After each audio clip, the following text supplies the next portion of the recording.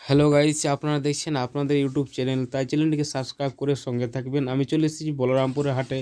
বিলাতি হাট দেখুন, বিলাতি হাটে খুব সুন্দর বিক্রি হচ্ছে। 30 টাকা কিলো বেগুন, 30 টাকা কিলো বাঁধাকপি, 30 টাকা কিলো।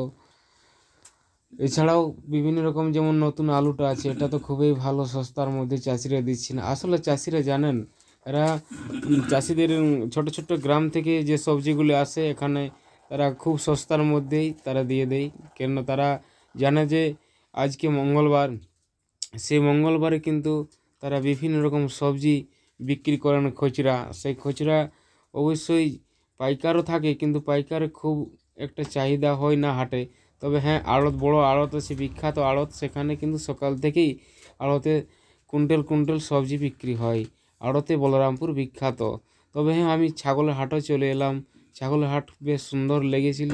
তবে দেখুন, বিদেশি খাসি আছে, দেশি খাসি আছে। আচ্ছা, বিভিন্ন রকম যে পাইকারও আসে অনেক দূর দূরান্ত থেকে, বিহার, বেঙ্গল, ঝাড়খণ্ড থেকে।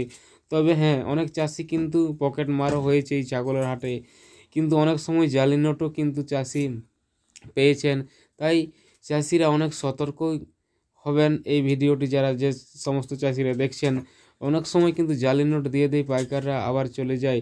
তাই অনেক দুঃখ বেদনা নিয়ে, অনেক কষ্ট করে একটা ছাগল বড় করা হয় বা গরু বড় করা হয়, একটা ভেড়ি বড় করা হয়, সেটা যদি জালি নোট দিয়ে দেয় তাহলে কিন্তু সেই দুঃখ কিন্তু আমাদেরকে সবাইকে ভুগতে হয় যারা বড় করেছে। তাই এই জালি নোটের থেকে অবশ্যই দূরে থাকবেন। আর এখানে তেতাস খেলা থাকে, যেমন যেমন ধরুন তেতাস খেলা, যে 3টা তাসের মধ্যে যেটা ছবি থাকবে সেটাকেই প্রায় জিতবে। তো এরকমই তারা নিজেদেরই লোক থাকে এটাতে, কিন্তু তেতাসে অনেকেই কিন্তু অনেক পয়সা ফকির হয়ে যায়। তাই হাটে কিন্তু তেতাস খেলা চলে। তেতাস খেলবেন না গরুর হাটে বা ছাগলের হাটে। তারা নিজেদেরই অনেকজন থাকে, তারা কিন্তু ক্যাপাসিটি করে পয়সাগুলি লুটে নিয়ে চলে যায়। এখন দেখুন, আমি চেনা খাতে চলে এসেছি। চেনা খুব সুন্দর আঁকুর, তাই আমাকে ভালো লাগলো। আজকে ভিডিও এস পর্যন্ত, পর ভিডিও আসছি নিয়ে।